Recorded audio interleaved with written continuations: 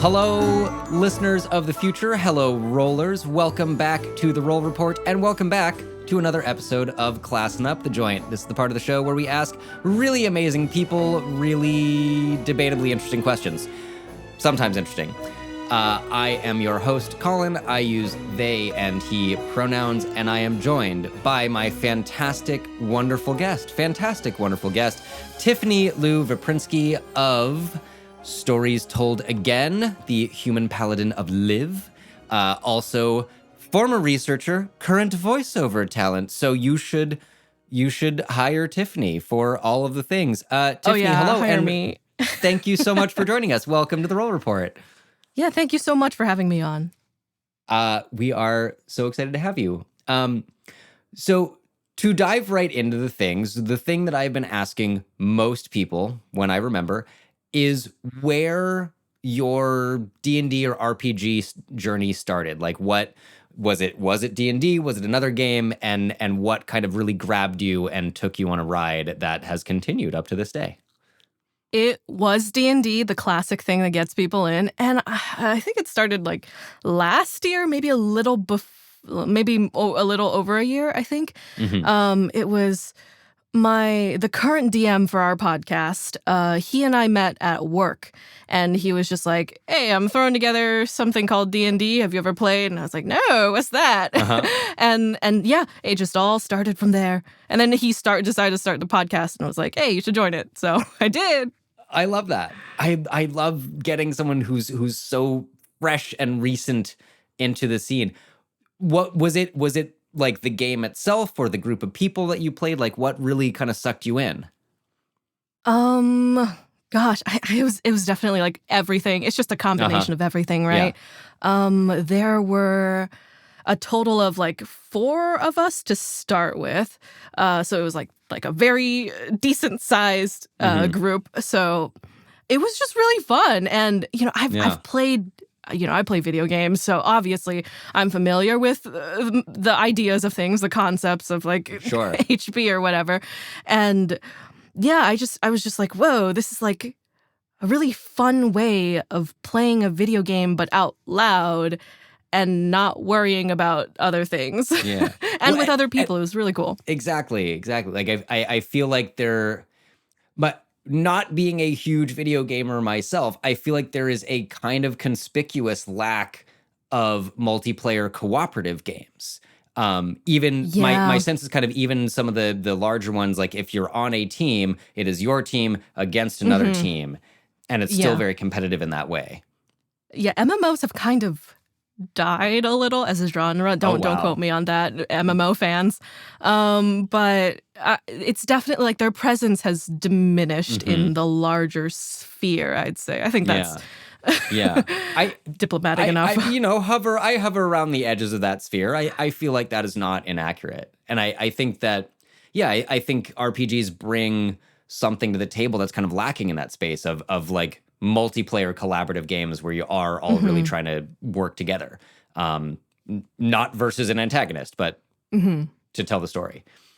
Yeah, I feel like current like modern day video games that are MMOs, the collaborative aspect is mostly like social, like you just say, hi, do you have these resources, or, trade based sort of, because I think, games as a medium are just such a solitary activity these days, except for competitively, then they're against other people. So yeah, that was what really made D&D stand out, I think. Yeah. Because it's both a storytelling medium, but also like a game that you play with other people. Yeah, it's both. Well, and I love how fast you go from like, I've never done this, I'm going to play, and I'm on an actual play podcast now. Yeah, I mean, it's just a fun thing with friends. We'll see where it goes, but it's nice to have things for posterity, right? Yeah. And I guess I realize this may be a hard question to answer, but have you changed your approach? Have you noticed some differences in how you're playing for a podcast, for actual play that people will consume versus how you've played at your home game in the past? Oh, interesting. I'm just too new to the medium. I think there's no Sure. difference right now. Hmm. Mostly because I'm not Excuse the me. type of player who likes to min-max Hmm. things. Sure. I feel like I engaged with it not like, which is very contradictory, but like not like a video game because Yeah. I didn't find any sort of like appeal in maximizing the amount of damage that I can do in a single turn or something like that.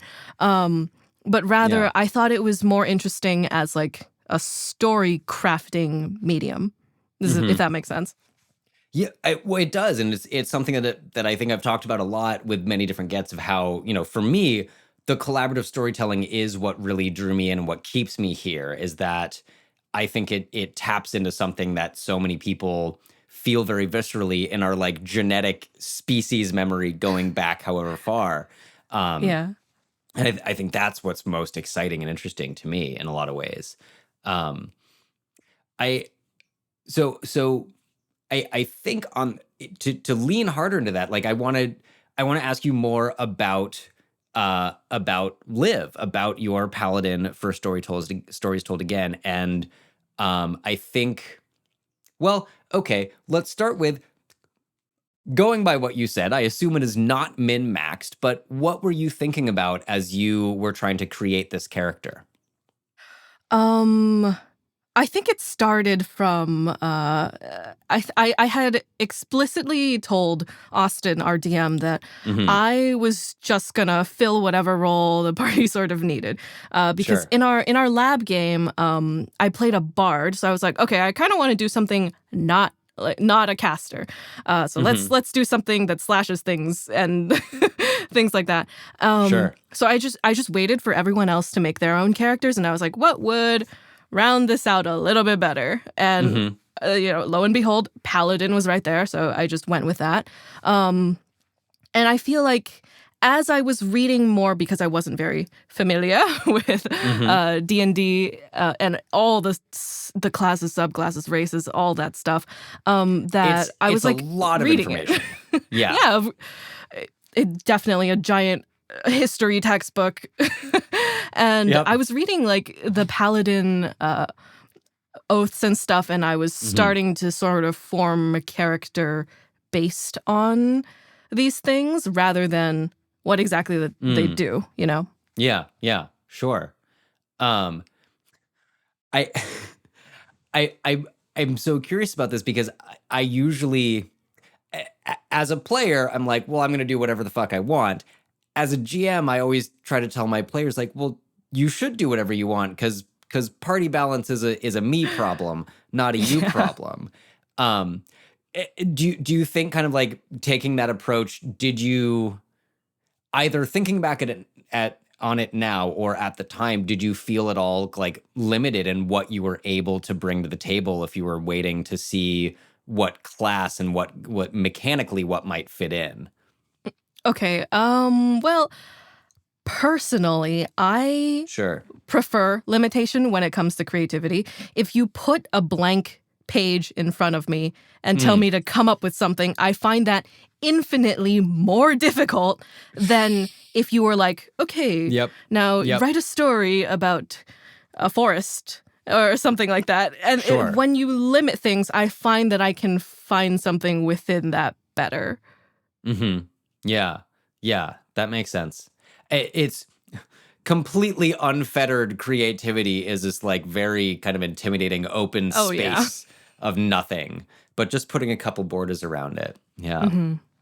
Um, so how did Live take place? Like you picked a class and then how did you start thinking about how to design the character and knowing that you're going to be playing it for a long time and other people will be listening?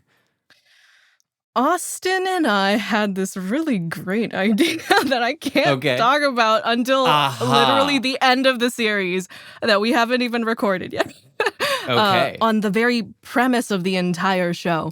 Yeah. Because, okay, it started from I was looking at like the oaths that paladins Hmm. need to take, and I was reading them, and I was like, this seems kind of limiting. I don't want to be just a good guy or I don't want to just be the evil one. And I was trying to like think about something that would be, one, fun to play narratively, and two, would work as like a fun story for others to consume. Yeah.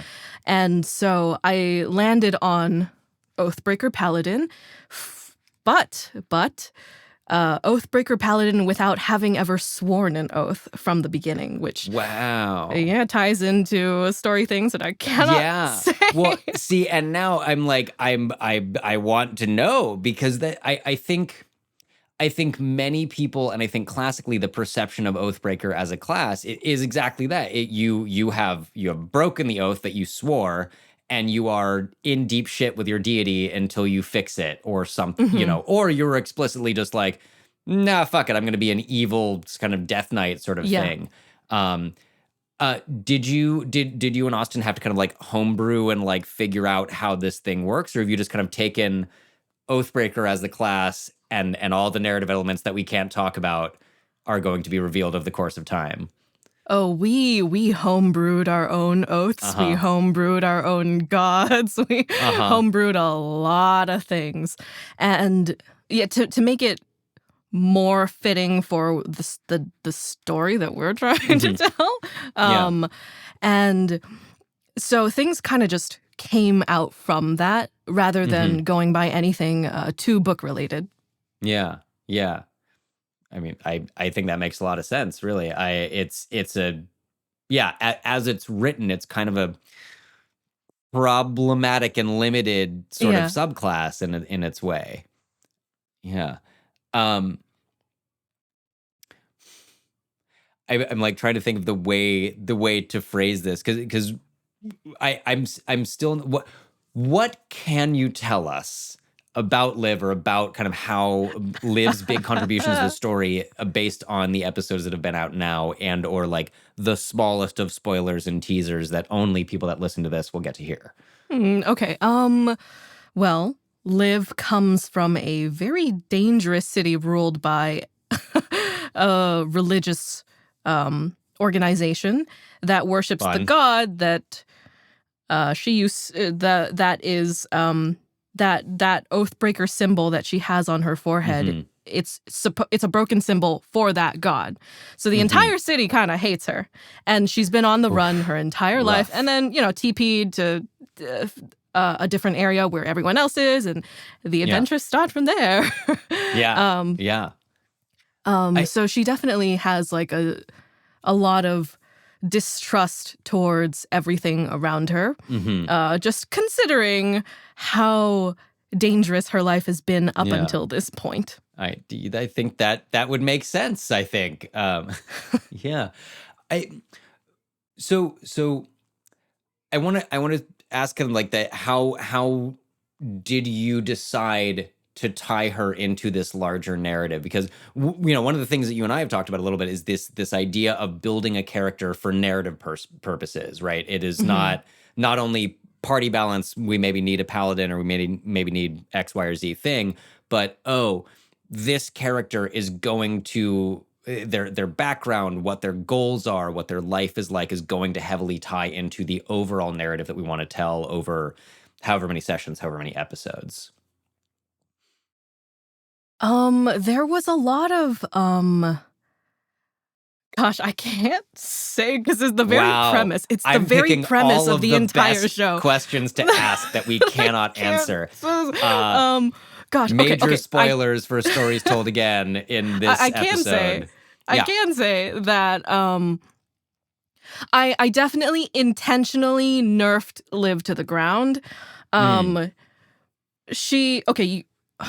Yes, I think at this point, I can double check as of right now how many episodes are already released. We're on 10, I think.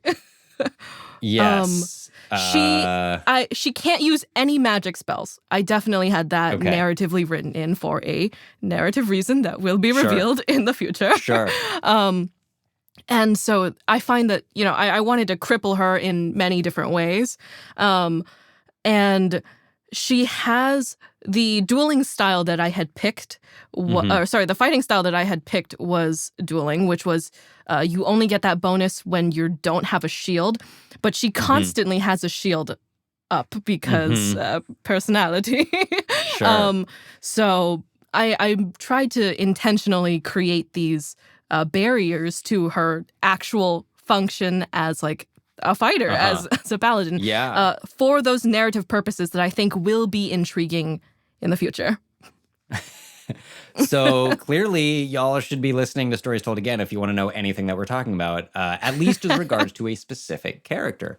Um, so to things that I believe that you could speak about, I want to maybe contrast that with whatever the first character was, the home game that you played with Austin, this first thing, Bard. Did you take a similar approach, or was that kind of more just whatever looks interesting? This is my first time. I'm going to throw stuff at the wall and see what sticks. I don't remember that well. Okay. No, I fair enough. do know that when we first started, I literally just, I found a random generator and I just went, okay, that's the class I will have. And then I was trying to think of like, okay, well, what kind of story would be interesting about a bard? And I had this idea of someone who has no memory of their previous self, has no memory of anything beyond a certain point, and why that is. And it went pretty far back into like they did something heinous in the village that they used to be part of, and they were banished and their memories were erased as a consequence. Wow. Okay. And yeah. So I think I was only thinking about it from a narrative perspective back then. It's because I didn't really know what D&D was. I was just like, we're making a story, here's right, random guys? character. And I love that as the illustration, like, you can, someone else can make a character for you. They can say, here's the sheet, the computer, the internet might do that for you. And then you as a player have so many choices about how you're going to play it and who this person is that can tie you into a larger narrative more easily, rather than optimizing for damage output or whatever it might be. Yeah. Yeah. So more generally, how so if we think about Liv and we think about how much you had to kind of work with Austin to figure this out, taking the character out of it, the process, like what was that process like for you? Because I think, again, one of the things that I love is how much in a good game you have to work with your GM, you have to work with your DM, and because everyone's telling the story together. Trying to think back to when Austin and I were first talking about this. Austin was he's very like he'll throw ideas and you can throw ideas. He's very much like continuously bounce off ideas until something just forms. And so it was very easy to talk to him about certain things. And he was telling me a lot about like what paladins typically kind of are and like what sort of the ways the way other people have played them and things like that. They were very informative in how to build something. Yeah. Not to mention the actual mechanics of, because I never used a weapon new before. Set of things to learn. Yeah, totally. Yeah. I am just remembering my curiosity of if either for Liv or Stories Told Again as a whole, if you are using the 2024 or 2014 rule sets, because I have feelings about the 2024 Paladin. Good question. I'm not entirely sure because Austin has a lot of homebrewed rules and a lot of things that are specific to him. Like the way he does death saves is, I think he said he homebrewed the way he does death saves, which I also am not that clear about because we haven't really done that. Hey, that's probably a good thing. Well, I know some things I'm going to have to ask him when we have him on the show soon. If listeners, if you want to know, you should, send What are the us your differences, though? questions. For paladins, the biggest one, in 2014, your smite, your big damage dealing paladin ability is just like it takes a spell slot, it consumes a spell slot when you use it, but you can use it anytime you want. Anytime you hit with a weapon, you can use that. You can, and then you have like your specific spelled smites, like searing smite and staggering smite, and these other things that are, it takes a bonus action to cast it. You hit something, and the spell takes effect. But you can still do a regular divine smite and add d8s of damage to that because it's just an ability. It doesn't have a place in the action economy, right? It doesn't take an action or a bonus action or a thing to do. In 2024, if I am remembering this rightly, because it's not in front of me, Divine Smite is now a spell that all paladins have with a casting time of a bonus action, which means it's kind of lost a lot of its flavor and a lot of the special, as a paladin, every time you hit something, divine light flares from your weapon. So it's so now basically that smite you can only use once per turn, and you can only use it on one hit, and it might take the place of your searing smite or your blinding smite or the other ones that you want to do. Oh, that's a good question, because we haven't used.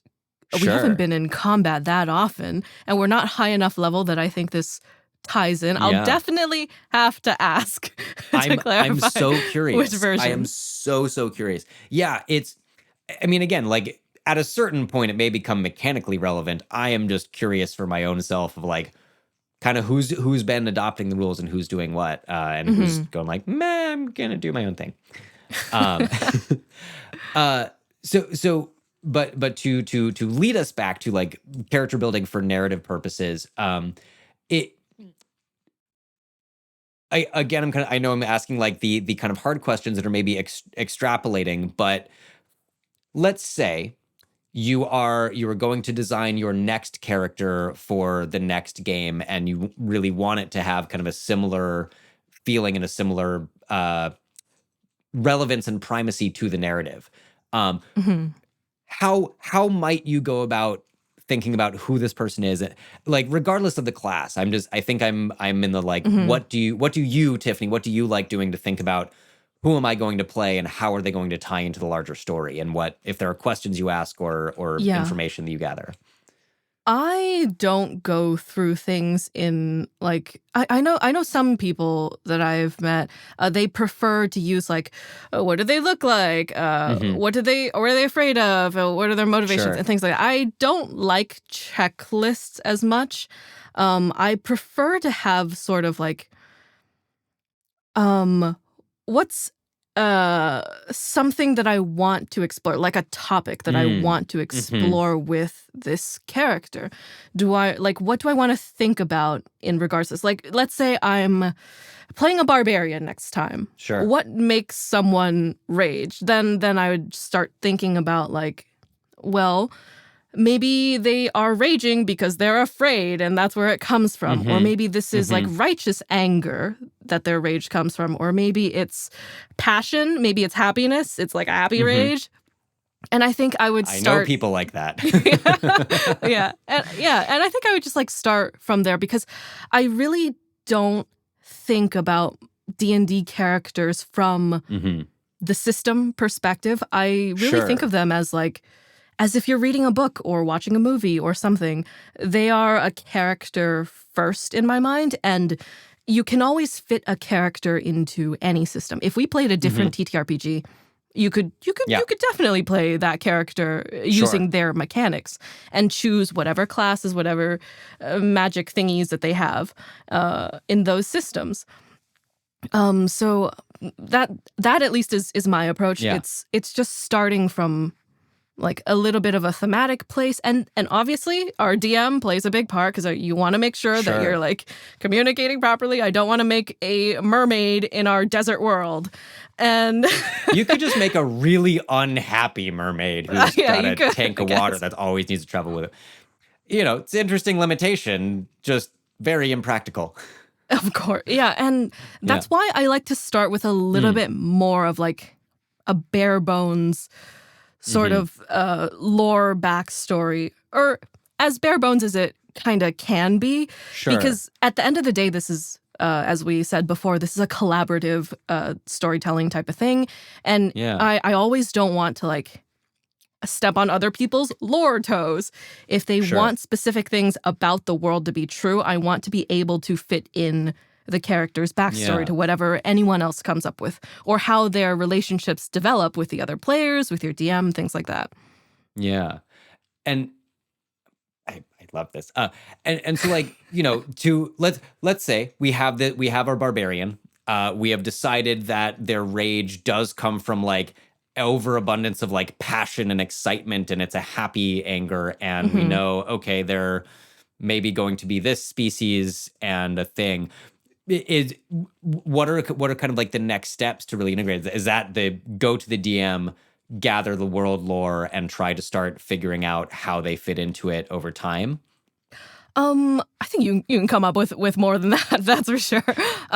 Sure. You could think about like, oh well, their rage comes from a happy, passionate place, but it's hard for you to feel like that constantly. So like, what are you happy about? Are you happy about the sunshine and the rain and the little nature details, or are you happy because you've accomplished something?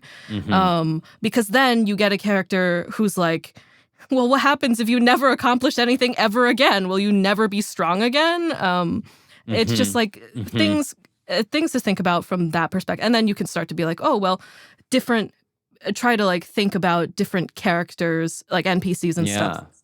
Just like in their backstory, like how would they interact with a parental figure? How would they interact with a sibling character, a child character, things like that. And then I think once you figure out those things, I would go to our DM and go, hey, what do you think about this?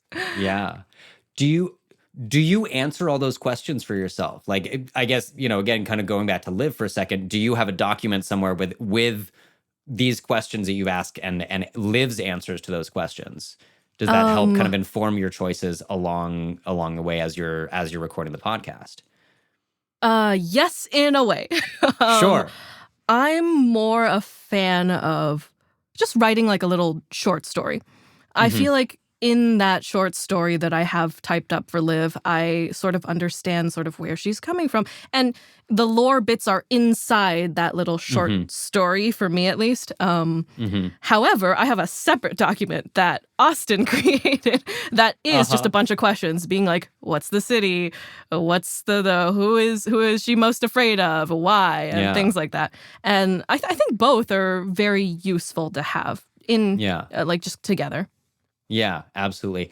Was Austin's list kind of an invitation to world build together to like these things were not necessarily established, what the name of the city might have been, and all the many details that are in there. Definitely. He had a lot of good questions that I was like, oh, I didn't think about that. Let's make someone up.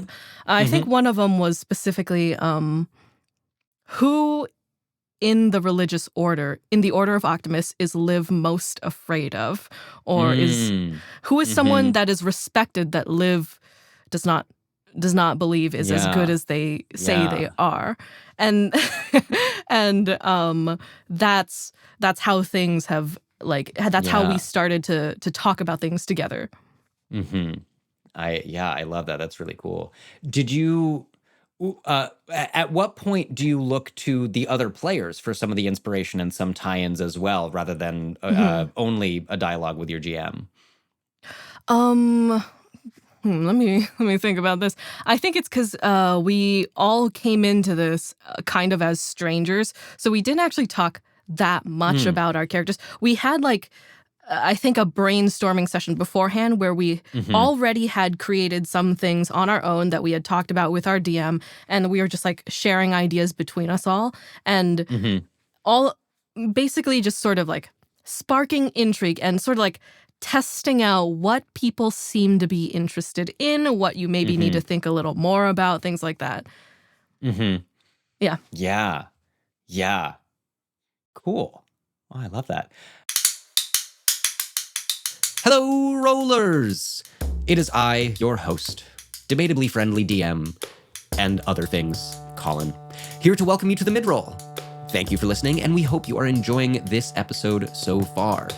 This is your periodic interruption, brief as it may be, to remind you that The Roll Report is on many social media platforms. You can find us around the interwebs at The Roll Report Cast, on Instagram, on TikTok, and on Blue Sky. We don't do the other thing.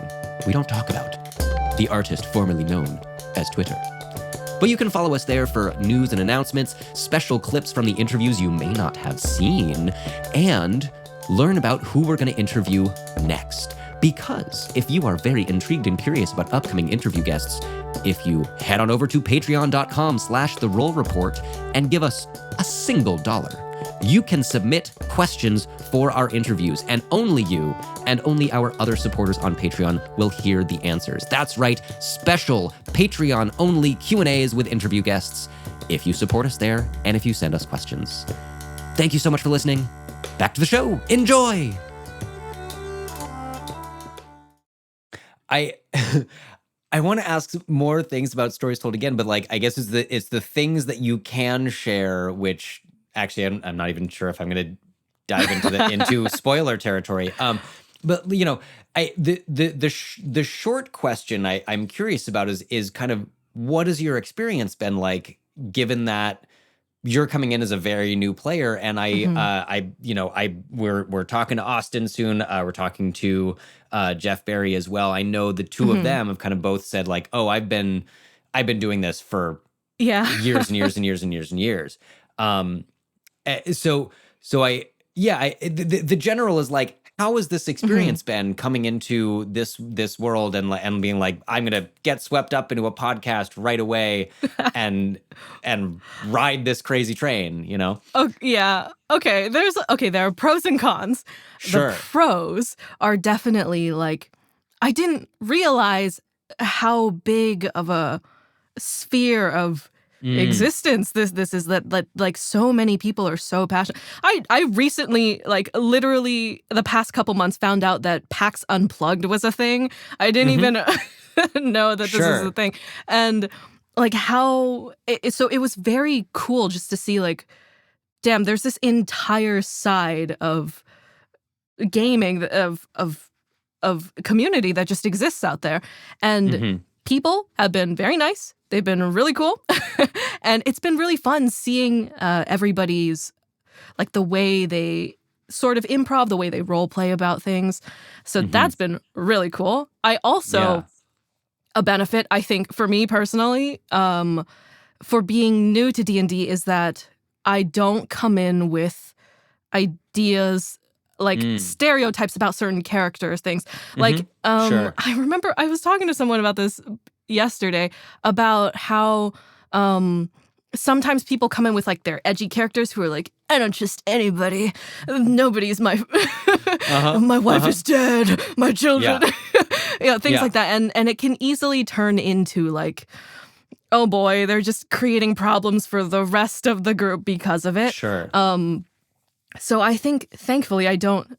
Or something about a hexblade warlock is commonly too strong or something like that. I accept that because people are people, I accept that players will try to break the game, right? People will just try to do the weird things.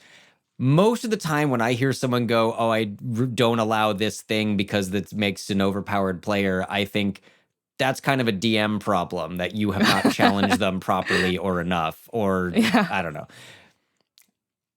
Everyone feels very differently about their min-maxing players. I love my min-maxers, and I just think it's my job to throw harder things at them and actually challenge them. Hell yeah, that's a great approach. Me. Yeah. But yeah, so it's been really fun to like not really know. It's been fun to not know about Yeah. the stereotypes of like I don't know what paladins are like. I've never seen them being played. I've never Sure. so it was like fun from that perspective.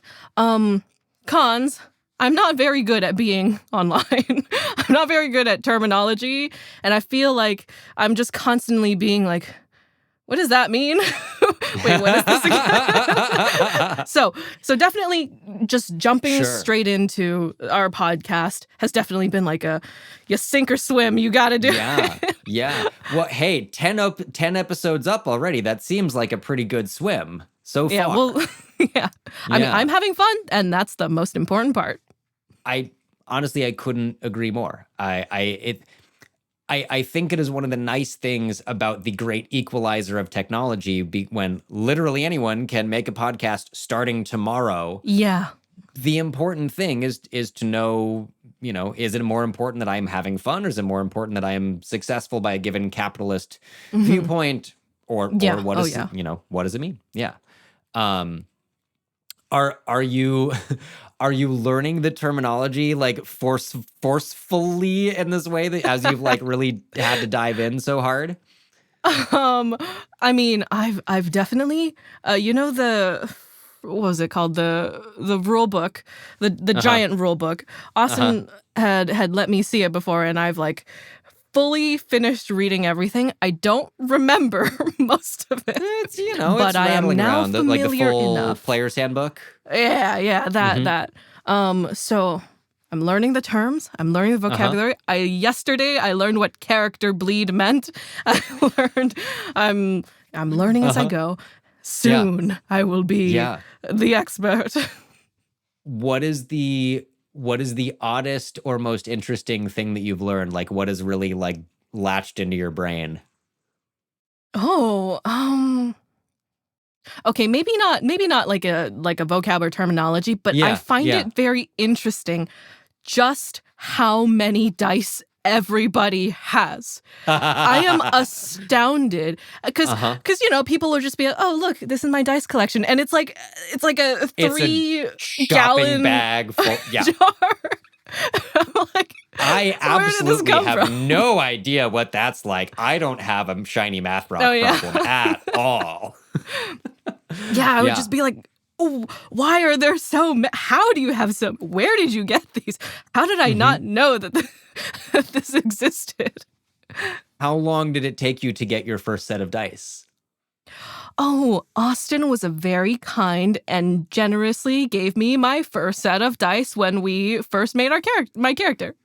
That for the home game or for Stories Told Again? For the home game. Okay, that is a nice GM. Yeah. Do you still use them, or have you since purchased your own or found a new favorite set? I still use them. I have I don't have that many, but I consistently use all of them, except for one D20 that I think is cursed. Hey, sometimes you want to roll a 1, and that's, you got a nice cursed one just for that. Yeah. Exactly. Yeah.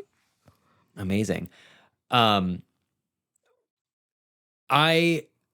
want to I want to ask about this bit of your bio that I mentioned that you told me of former researcher to current voice actor, and I'm curious. Oh yeah, that. Again, like the short question is like, what's up with that? and the longer question, like I am curious, like again, any secrecy that needs to be kept, sure, but like researcher into what, and how did you make this transition? Like what both what made you career switch, and how is it going? Okay, so I went to college for science. I did research after that. I worked in science, and it was just starting to become. There were gosh, I could talk about this for like 2 hours, but there were just a lot of egos that I found in academia, specifically in research, about gosh, like how much I know they care about this in every industry, of course, but like Sure. where you went to for college, what your grades were, like how many papers do you have published, Right. and like your entire background, no matter your actual working ability, no Which matter your it has nothing to do with your current yeah. work ethic and background and the things you're capable of. But yeah. I also found it to be very self-congratulatory in a way that I personally didn't vibe with that hard. And I'm not saying science is great, guys. Science is awesome. No, science is fantastic.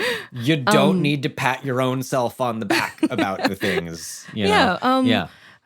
It was probably just a factor of certain environments that I was personally in that influenced these things. But I just found that it wasn't bringing me as much joy as I thought that it would. Sure. Because in high school, I was like, I'm going to be like a cool, I don't know, a geneticist, and I'm going to become Spider-Man.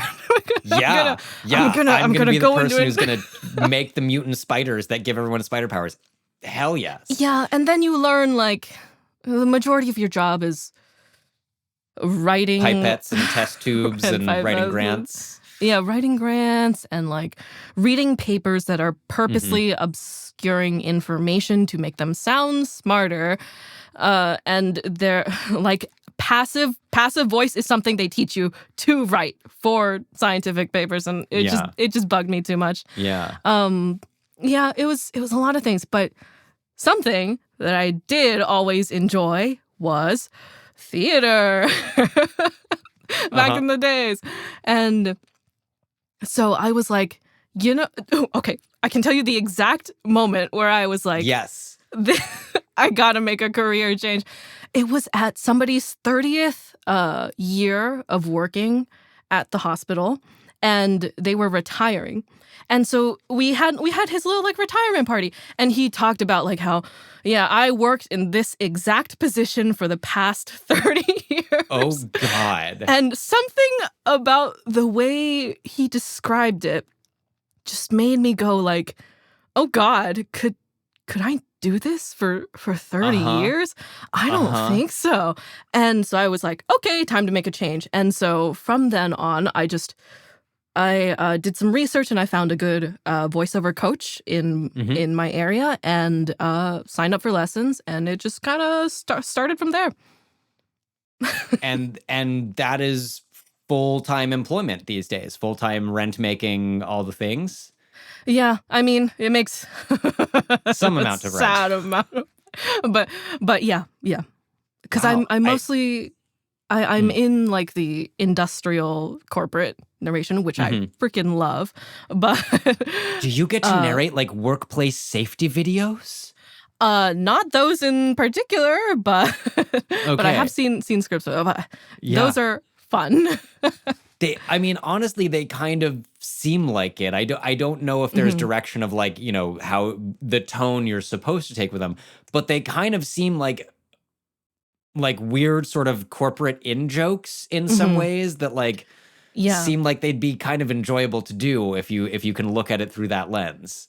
I love corporate talk. I know it's like fake and whatnot, but it's like fake in like a delicious way. Do you know what I mean? It's like carefully selected little pieces of words that aren't meant to incite anything. And I find that really fun. But synergistic. But definitely you kind of have to do everything in combination, like animation, stuff like that, and like interactive media, other types, which I'm trying to do a little bit more of, but time and effort. Yeah, always. Wow. I mean, I feel like that is one of the larger pendulum swings from one industry to a almost complete opposite industry that I've heard about. Yeah, no, I love it. Like, and I want to commend you from myself for being like, oh, I'm not happy in this job. I need to leave and do something. I think it's so easy to get stuck in I must make this much money. I will take a huge pay cut. I will eat my savings if I try to change careers. And I think many people get paralyzed into that then you look up and you're this guy who's been in a hospital in the same position for 30 years, giving a speech, and you watch one of your young colleagues in the corner quietly having a small mental crisis and realizing they need to leave. It's definitely like, personally at least, I would rather take more time now to figure out what is something that I think I would enjoy for a long time than regret everything when I'm like 40, you know? Yeah. Yeah. So, oh God, we'll see how it goes. I'm very close to that point, but I don't regret most of the choices up to this point. No, it's Colin, secret. No one can. I've got 2 more years to make sure that I don't have hardcore regrets in that arena, but I think I'm doing okay so far. You got it. Yeah. It's never too late to give up, guys. It's never too late to quit. Give up. You don't have to hold on to whatever it is that you're holding on to forever. Yeah. When I was teaching kids in the before COVID times, the thing that I like to tell them, because no one really told me this, is like, you know, our generation, my generation, were told by our parents, oh, you can be anything. You are a special, unique snowflake. And the thing that is often left out is how hard you have to work to be that thing, you know? Yeah. And so I'd like to encourage, and you know, even my peers now and the kids I was teaching then, is like, you can do anything you want if you are willing to put the time and the work in. So do what makes you happy. Someone will pay you to do what makes you happy. Yeah. They might pay you more to do something that makes you fucking miserable, but why would you do that? I know some people can live like that, like, because I know for a fact that, like, my wife, at least, she prefers to have like a job that she doesn't like that much, so that her hobbies can still bring her happiness. Because if she had turned her hobbies into a job, it would just make the hobby miserable. And then it's a job. So it's to each their own, you know. Yeah. Well, and all Couldn't the be me, associated. Yeah, no, same. I am very grateful that I chose and was supported in my choice to not pursue a 9-to-5 that would give me a comfortable salary or whatever. Just, I get it, to go do your thing. It doesn't follow you at home, and you just take the paycheck and keep going. But yeah, it feels sad. Yeah. On a number of levels. Yeah. Do you have advice or like things that helped as you were making this transition? I think both specifically to voice acting, you know, as being heavily crossed over with RPGs and the number of things that we talk about on the show, but also just like, you know, a very, very abrupt and 90-degree plus shift of career choice. I mean, I'm definitely still in the beginning stages too, but But biggest... you've done it. You have done it. I haven't done it. We'll see how it goes. I might have to take up part-time, but it's okay. I have like full faith that whatever I do, it'll be fine. You know, things will be fine. And I think that's a good attitude to just have about things. But the biggest piece of advice maybe is training. Active training, I think, is very important.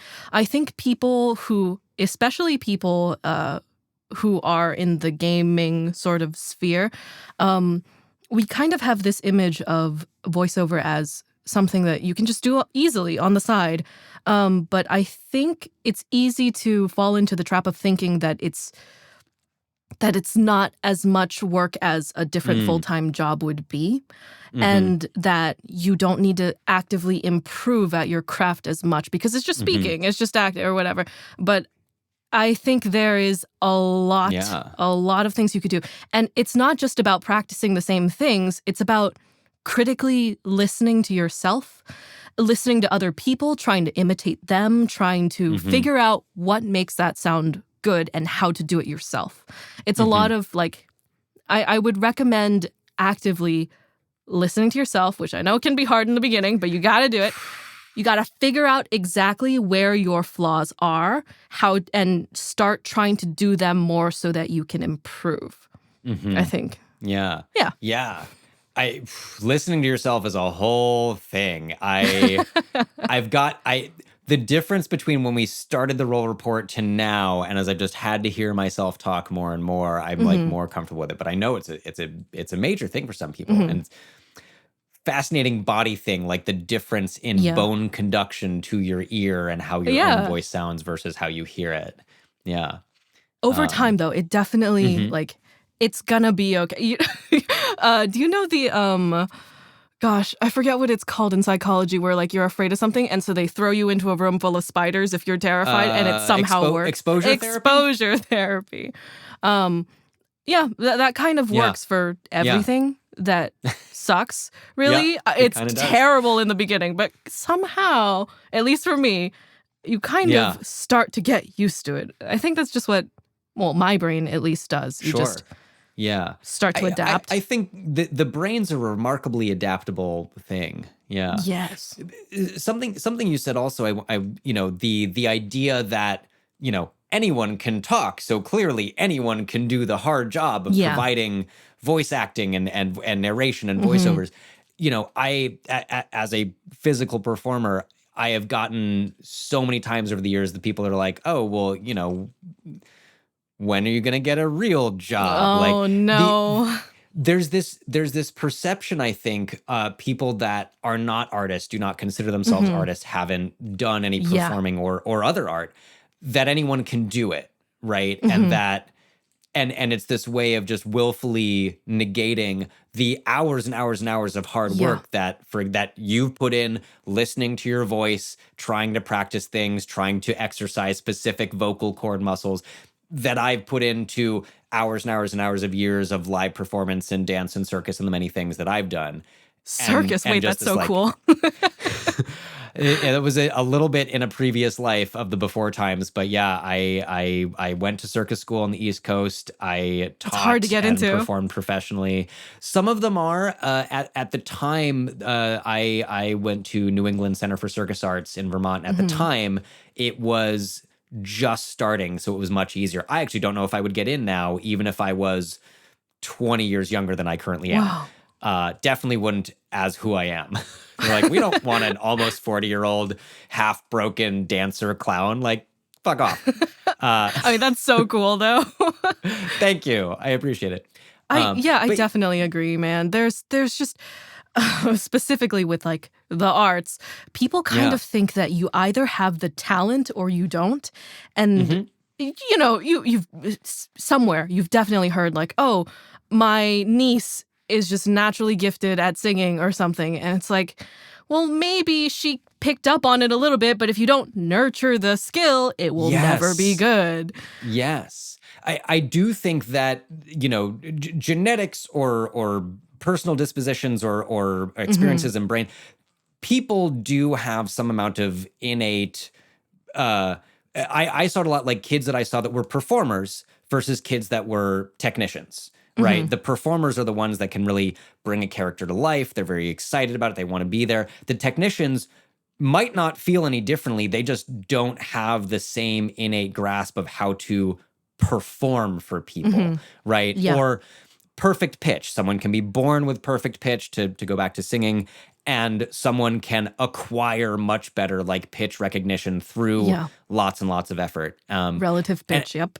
Exactly. And like, honestly, I've kind of found like the people that have less innate ability but more drive and work ethic and really want to acquire the skills frequently end up as the better performer who's in it as a career for the long haul. It really is. You kind of get what you put into it, and different people learn at different rates. That's definitely true. Totally. But if you never put in any, I don't think things will improve. And I think that's something that we can apply to this to like everything. If you want to get better at drinking water really quickly, I don't know. You gotta practice it. Yeah, you want to be a competitive eater, you gotta practice eating, right? Oh my God, those fucking people. Like, they're I not just remember born reading, like that. no, they practice, which is kind of horrifying when you think about what practicing competitive eating might look like. Yeah. I saw And this video or of some guy doing like a routine of like, okay, and then like the day before you do like a water sort of thing to expand the stomach. And it's crazy. They're serious. And like now I guess there's like, there's some amount of actual science and or research behind it of like, wow, if I drink more, if I'm going for how much weight I gain in an hour sitting of competitive eating, I don't know why I remember this, but I remember this. This was like, the guy who won the Nathan's contest for many years was like, oh, well, if I'm at a contest where it's how much weight did I gain, I start by drinking as much water as is humanly possible before I eat anything. And I was like, oh, actually, that makes sense. Like that's going to be the most weight that you can physically gain very quickly. There is technique to everything that you can possibly think of. And it's all about, and it's knowledge. Knowledge is free and you can get it and you can just keep it for yourself, You can just take it whenever you want. And I think that's something that's really important to think about whenever you get, discouraged. If you think that like your art isn't improving, if you think that your juggling isn't getting smoother or whatever, it's all about keeping at it while actively thinking about how to do it better, not just passively like doing it over and over. And finding the teacher, finding the coach, finding the mentor, whoever that figure is, finding the person that can be like, here are specific exercises to get better at this thing. Yeah, because I personally like teachers. I like I really like structured class environments. School was incredible. I love school. But sometimes if that doesn't work for you, you might be able to like look up a bunch of YouTube tutorials because information is free and you can learn through your own methods. But I really like teachers. I think being taught by another person who can correct you along the way is very valuable. Yeah, I couldn't agree more. And from a variety, I think every teacher is going to have something to offer you, even if it's how not to do the thing, as it turns out. Same. I've learned something from every job I've had, every choreographer and director I've worked with, even if it's how I don't want to do my own work. Yeah, there's always something. There's always something. Tiffany, on that note, I think I want to ask you the extremely important question that may be hard to answer. What is your favorite character class in D&D? Is it in fact a paladin? Of course not. Of course it's not the one we're playing. Why would it be? Listen, what is your favorite class? If I'm being completely honest, as like, if I were playing this head empty, just want to have dumb old fun, it would be assassin, rogue. You don't understand the urge to murder hobo my way through the entire thing. How I would play a video game. I hate to say it, but in Baldur's Gate 3, I actually really like the when you kill every single NPC as a dark urge. It's so fun. It's so great. It satisfies something in my mind. Yeah.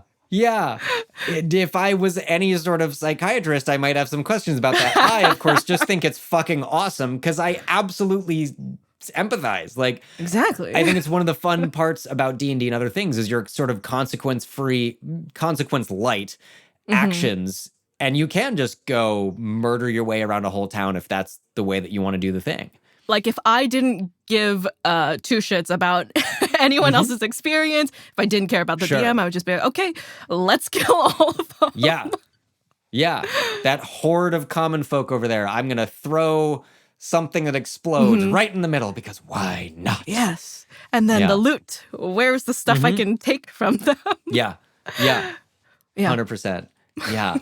Hey, solid choice. Is that just like head and shoulders above everything else? Or is there anything else that's like in contention?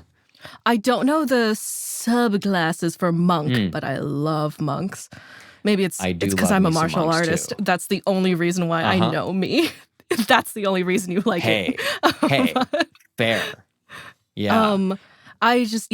I think I was like, oh, I was reading things about that, and I was like, this is a cool skill set, and I think they're really cool. So yeah, yeah. Um, I want to ask you what may be a slightly loaded question about monks, and also if you're like, I don't want to fucking answer that, totally fine.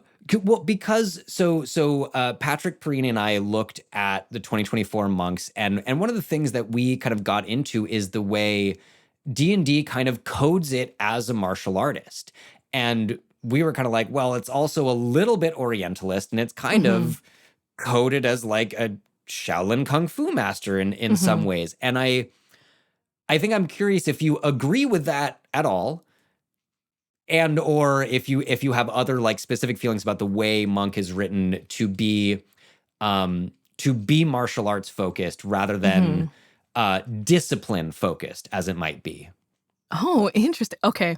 I have to say, I don't know that much about monks in general. Totally opinion based. Like setting aside the mechanics and like things, but like from your memory, what you've read and as it grabbed your attention when it did.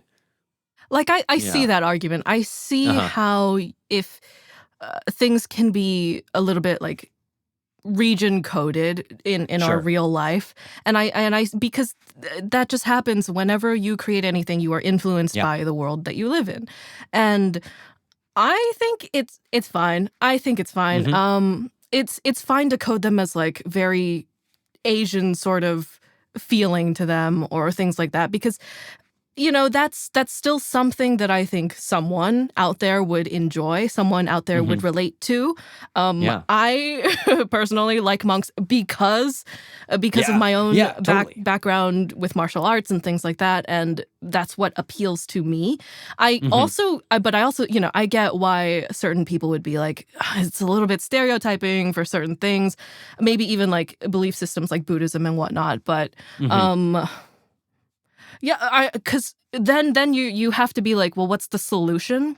What do we do about it if you think that it's an issue? And it's like, not really sure about that. Do you exclude these? Do you write them to be way more generalized? But if you do that, it turns even D&D into even more of like a Western focused sort of system. So it's really like a tightrope you got to walk, right? And I say this and like I generally assume good faith and best efforts from people. I don't assume that they purposely were trying to like create this weird stereotype something. It just seems to be the way a lot of people have thought about it. And I will say again, kind of the one difference that I think took a step in addressing this is in the 2014 rules, the monks resource pool are key points. They are spelled Ki. They're not, it's like definitively not chi and like energy systems from Asia, but basically the same. And in 2014, those are now called focus points. The rest of the kits kind of stayed the same, but they've at least sort of taken one more step away from a thing that feels very recognizably Asian and Chinese inspired in that way.